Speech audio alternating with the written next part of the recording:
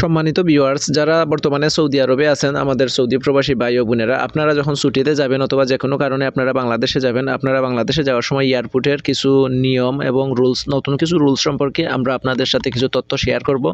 তাই সবার প্রতি অনুরোধ রইবে ভিডিওটা না টেনে শেষ পর্যন্ত দেখবেন, কারণ ভিডিওটা না টেনে শেষ পর্যন্ত না দেখলে আপনারা কিছুই বুঝতে পারবেন না। এবং ভিডিওটা থেকে যদি বিন্দু পরিমাণ উপকৃত হয়ে থাকেন তাহলে ভিডিওটা লাইক করতে ভুলবেন না এবং ভিডিওটা শেয়ার করে দিবেন, কারণ আপনার একটা শেয়ারের মাধ্যমে আমাদের অন্য একটা প্রবাসী ভাই ও বোন সেই নতুন তথ্য সম্পর্কে অবগত হবে এবং জানতে পারবে।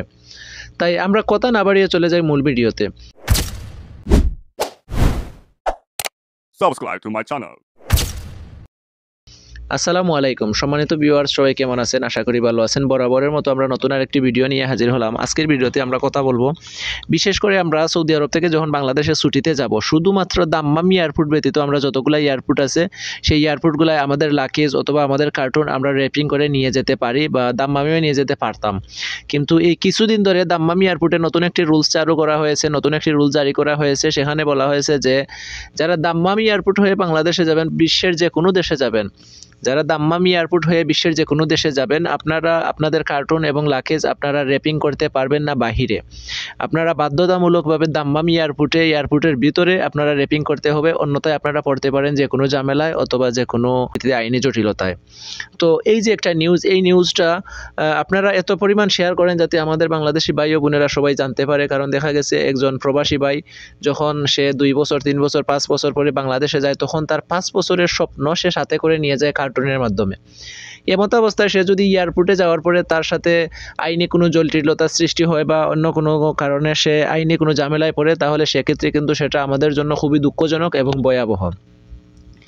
তাই সবার প্রতি আমরা অনুরোধ করব, বিশেষ করে আপনারা যারা দাম্মাম এয়ারপোর্ট হয়ে টিকিট কেটেছেন বা দাম্মাম এয়ারপোর্ট থেকে ফ্লাইট হবে, আপনারা আপনাদের কার্টুন আপনারা র্যাপিং করবেন না। আপনারা এয়ারপোর্টে গিয়ে যথাযথ স্থানে এয়ারপোর্ট কর্তৃপক্ষের মাধ্যমে আপনারা র্যাপিং করবেন। এতে করে আপনারা দাম্মাম এয়ারপোর্ট হয়ে ফ্লাইট যেতে পারবেন এবং ফ্লাইট পরিচালনা করতে পারবেন। অন্যথায় যদি আপনারা জেদ্দা অথবা রিয়াদ অথবা তাবুক অথবা অন্য কোনো এয়ারপোর্ট থেকে যান, সেক্ষেত্রে কিন্তু এই রুলসটা নাই, শুধুমাত্র দাম্মাম এয়ারপোর্টে। আমরা এর আগে আরও অন্য 2-1টা ভিডিওতে আলোচনা করেছি যে দাম্মাম এয়ারপোর্টের নতুন কিছু রুলস বা নতুন কিছু আলাদা কিছু তফাৎ আছে, যেই পরিবর্তনগুলো শুধুমাত্র দাম্মামের ক্ষেত্রেই, এবং সেই পরিবর্তন রিয়াদ, জেদ্দা অথবা অন্যান্য কোনো শহরে এই ধরনের কোনো পরিবর্তন নাই বা ওই ধরনের কোনো রুলস নাই। শুধুমাত্র সেই আইনগুলো এবং সেই রুলসগুলো দাম্মাম এয়ারপোর্টের জন্য।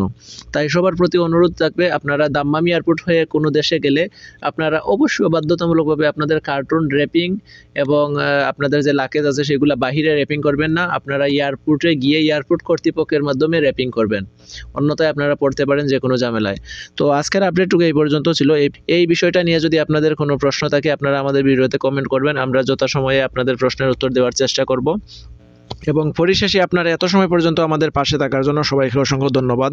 পরবর্তীতে দেখা হবে নতুন কোনো ভিডিওতে নতুন কোনো আপডেট নিয়ে। ততক্ষণ পর্যন্ত আপনারা ভালো থাকবেন, সুস্থ থাকবেন, সুন্দর থাকবেন এবং ভিডিওটা থেকে বিন্দু পরিমাণ উপকৃত হলে ভিডিওটা লাইক করতে ভুলবেন না, কারণ আপনাদের একটা লাইক আমাদেরকে নতুন ভিডিও তৈরি করতে অনুপ্রাণিত করে।